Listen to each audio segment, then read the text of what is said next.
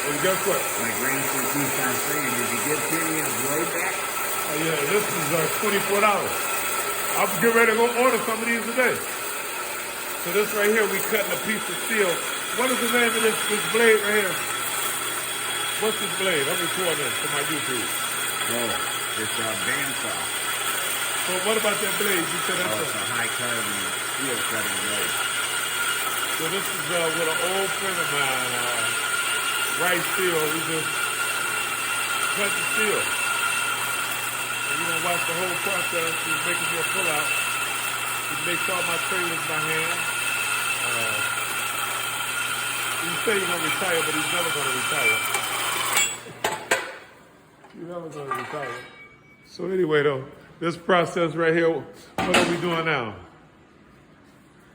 Clean this off, and then we'll roll that angle iron across the top. That's the angle iron. So those of you who don't know, I guess your industrial people know, and I know all of my tree guys out in Oregon, this is a pull-out. When we put debris in, I mess it up as usual.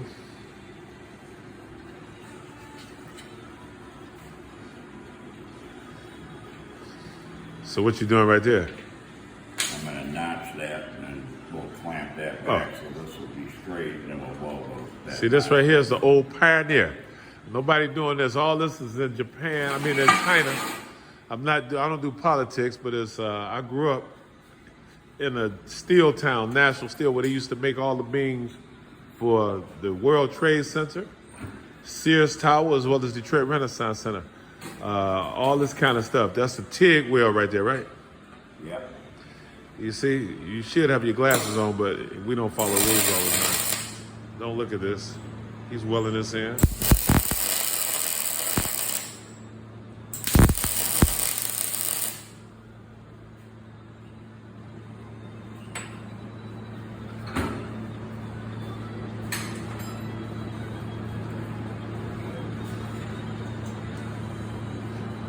This is Rice Steel. He's retired, so I'm not gonna tell you guys to run out here. I know you guys have all types of things. The wind have blown over your things. He's gonna notch that, bend that back, and get the electricity.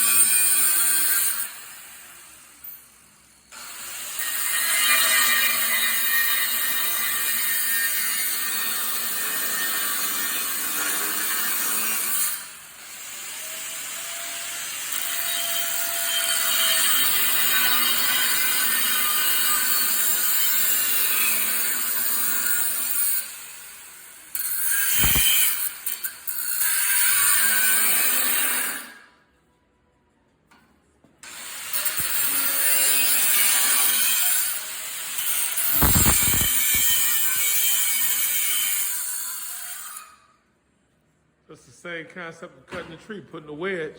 So that's bent back. And put a little wedge in there, you can see that. Because it was bent, I ripped it up out here getting the repair. But see, all this stuff we used to make in Wisconsin, we used to make this in Pittsburgh and Detroit. We had guys like this all over, had little shops. But now everybody want to go to Walmart and get all this Chinese-made stuff. Thank God Biden put a little tariff on them last week. So now some of the steel money will come back to our boys in the red, white, and blue. This is Detroit Steel, Rice Steel.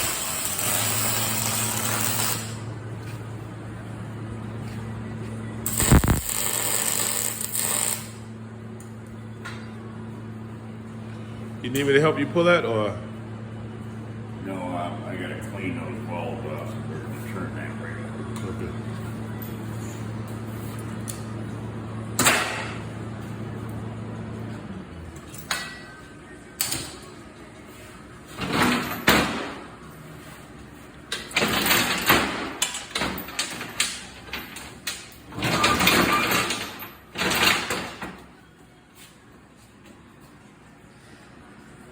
So right there, we're gonna hit that with, I guess, some type of hammer. You'll see the end result. This is a master welder. They don't make them like this no more. Everybody want to go to college and get done.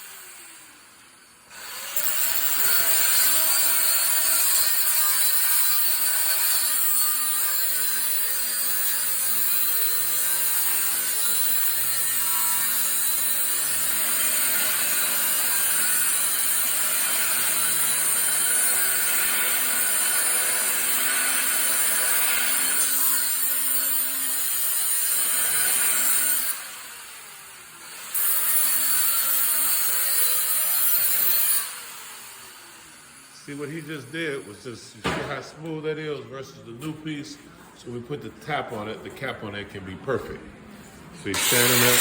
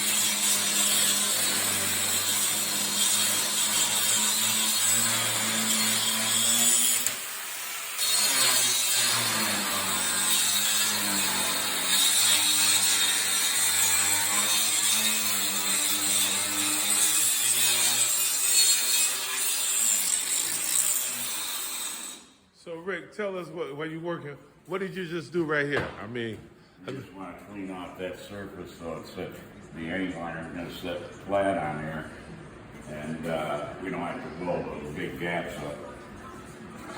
so how many years have your family been welding in Detroit area? Oh, 75. 75. It was right there on Telegraph. in Finkel, north of Finkel. We out here in Southland. This is a skill that's lost. This is a skill that need. This is everybody need. Your house have steel. I know they got robots right now welding cars, but this table right here he made. He made this table. Every tool in here he made is racks. I mean, his own furnace from just understanding steel. Remember, as I always say, law of conservation of matter, nothing is created or destroyed, it's simply rearranged. All these C-clamps, that's what he's gonna hold it down with. You know, I heard a preacher say, you can give a fool a hammer, and you gave a fool a hammer. You give Jesus a hammer, you got a carpenter. You can give me a welder to, I wouldn't know what to do. You can give Rick, and he can create something. This is American steel, right steel. You're gonna see what he's gonna do with the top. And this is another Jazz 313 exclusive with an old friend of mine. Just letting you see how hard a man works with his hands and what he can create. He makes trailers. I have my trailer right here to show you. You're gonna see the last part of this in a minute. Yeah, Rick, this is something different. My audience will never see this kind of stuff. I never see this kind of stuff.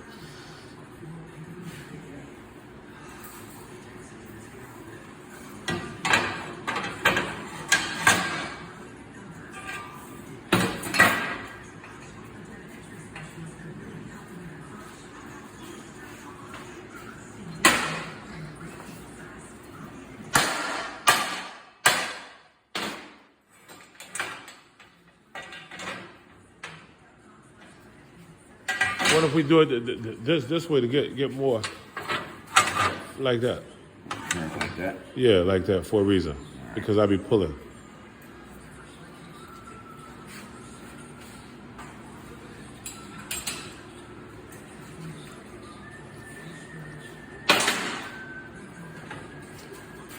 I think what happens, you pull that, you push, you hit that with that hammer out a little bit too.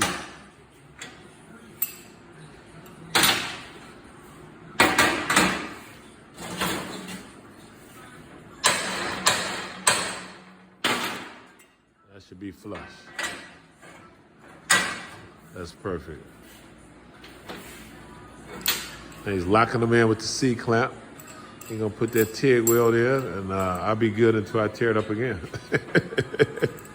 But you say, if I ain't working, if you don't tear it up, if you ain't working, right? If it's looking good, you know, but we won't be that destructive. All that's new, fresh steel that they make in E-course. They make a service style.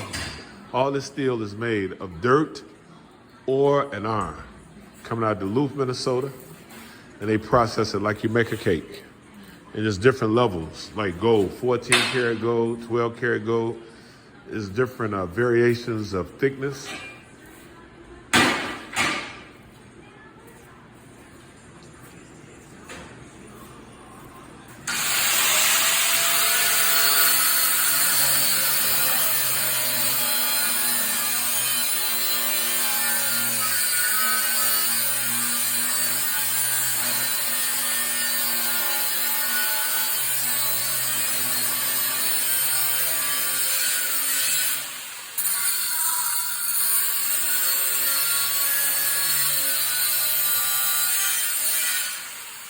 That was just the level it was out. You see the new piece of steel versus the old pieces, so he's merging them.